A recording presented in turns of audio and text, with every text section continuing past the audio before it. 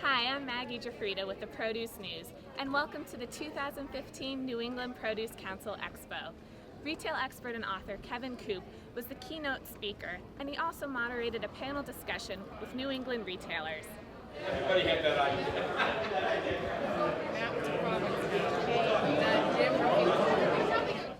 One of the great things you can do in business, if you're a leader, is if you want to express your vision, and it can be a vision for a company, it can be a vision for a store, a department, whatever it happens to be.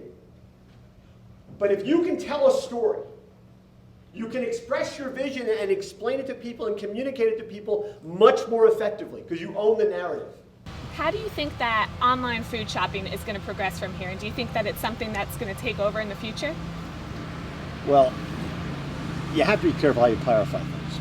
First of all, there are lots of different kinds of customers for lots of different demographics. You're going to shop more differently than I'm going to shop. And that doesn't necessarily mean you're necessarily going to shop online and I won't. In fact, it could be exactly the opposite depending on what our particular circumstances are. Is it going to take over? No.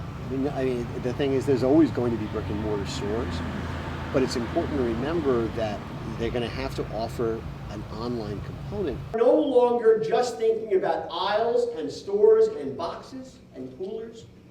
Well, for a long time, it just seemed like, people would build stores that were 60, 70, 80,000 square feet, 120,000 square feet. Bigger was better. And they would try and build a magnet to bring people to them.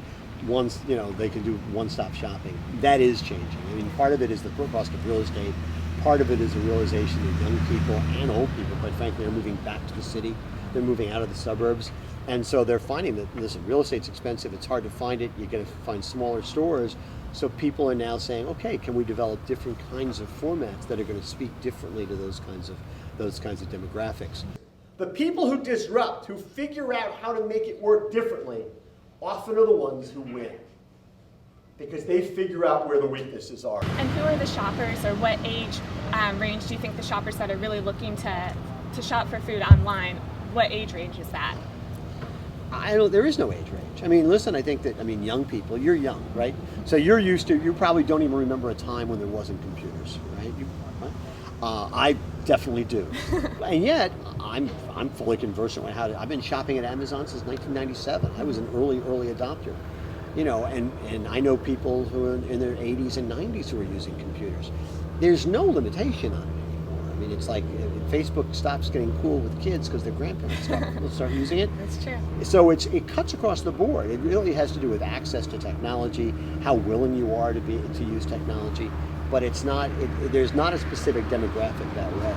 People, a lot of them young people, some of these young people who have done so well and they're going to college or they're just out of college, I think you should pat them on the back. You should find them a job, because if you don't find them a job in your organizations, they're going to create a business and they're going to put you out of business. The most important thing produce companies can do is hire young people. Young people are smart, they want to be engaged, they want to be nurtured, and that can be a challenge. They want promotions and they want trophies and stuff like that. But the fact of the matter is they understand technology, they understand their demographic, they understand these people better than anything. And so if you hire young people, they're able to disrupt your organization in a positive way from within. If they disrupt it from without, they're going to be doing it as the competition. Companies can't afford to let that happen. Find the young, smart people, hire them, keep them, reward them, and they're going to help you be great, not just mediocre. Certainly great advice. Thank you. Which do you want to be? You can be the shark, or you can be the seal. You've got to figure that out. You've got to make that decision.